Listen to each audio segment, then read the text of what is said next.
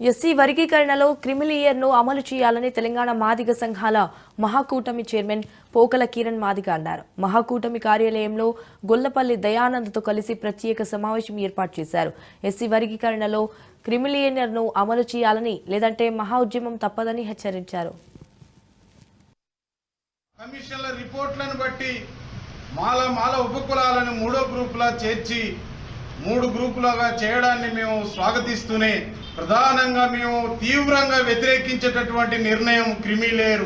Supreme court తీర్పిచ్చిన రోజు ఆనాడున్నటువంటి అత్యున్నత న్యాయమూర్తులు క్రిమిలేయర్ను అమలు చేస్తే అట్టడుగున ఉన్నటువంటి జాతులలో ఉన్నటువంటి ఎస్సీలకి మేలు జరుగుతుంది తప్ప ఈ క్రిమిలేయర్ అమలు చేయకపోతే యథాస్థితిగానే మళ్ళీ సంపన్నులే ఈ వర్గీకరణ రిజర్వేషన్ ఫలాలు అనుభవిస్తారనే విధంగా సుప్రీంకోర్టు తీర్పిచ్చింది.